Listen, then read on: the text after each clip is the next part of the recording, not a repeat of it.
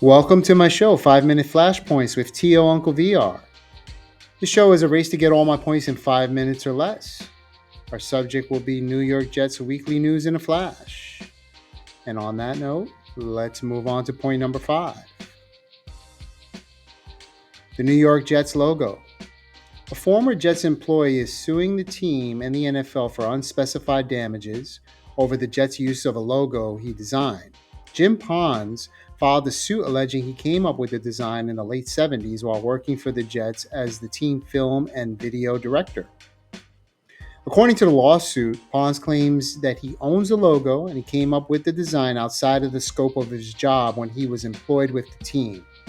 The suit asked the judge to cancel the Jets' trademark of the logo, and Pons wants a ruling that prevents the football team from being able to use the design or sell merchandise without his consent. The Jets said they were aware of the complaint and that the trademark has been registered with the United States Patent and Trademark Office for nearly 50 years. I just hope he doesn't come after me for putting the logo on my arm. On to point number 4. Coach Antonio Cromartie. Former cornerback Antonio Cromartie announced on Sunday he will be participating in the NFL Bill Walsh internship with the Jets during training camp.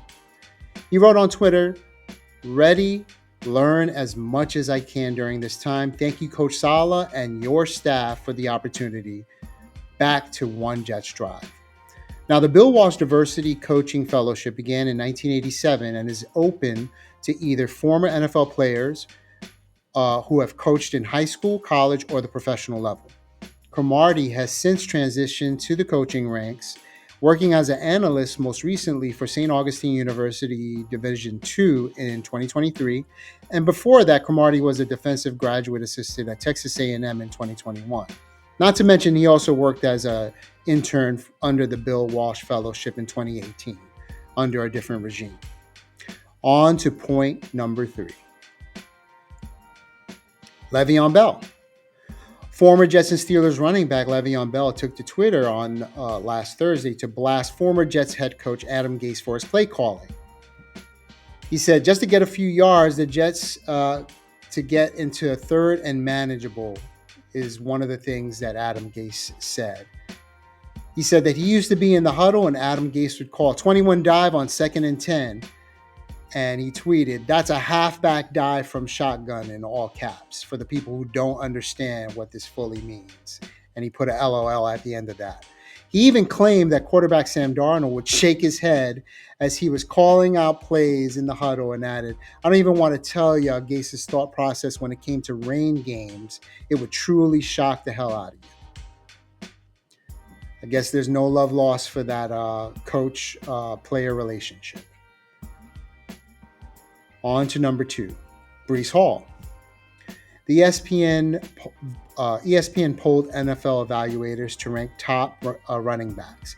In their top 10 rankings at the running back position, ESPN ranked the New York Jets' Breece Hall as the second best running back in the NFL.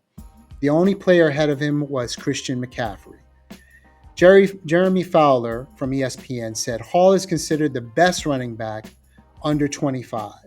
Hall averaged 4.3 yards per carry against a heavy box that's 8 or more defenders, which ranked 5th in the NFL.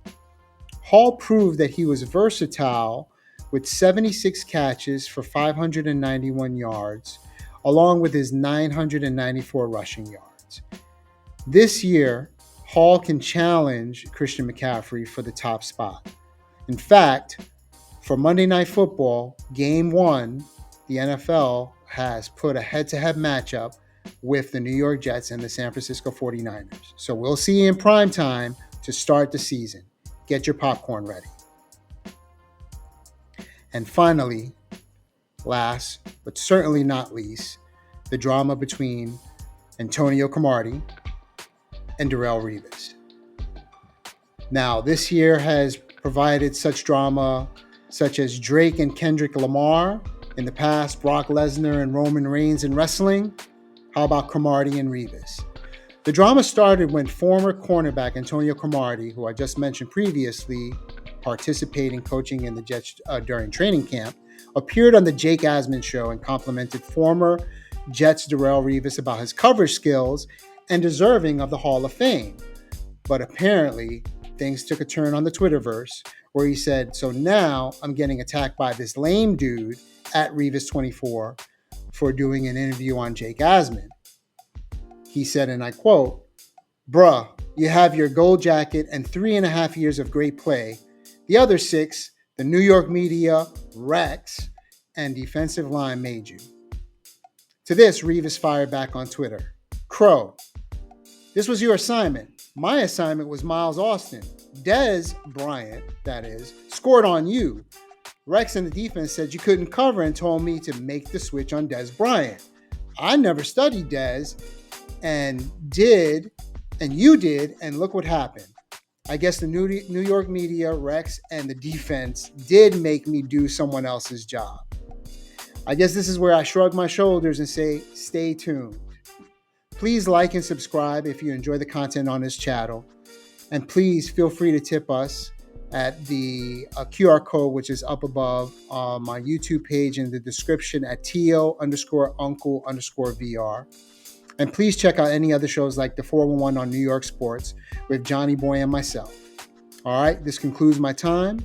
And as I sign off, have a great day, and always remember, the greatest trick the devil ever pulled was convincing the world that he didn't exist. And just like that, he's gone.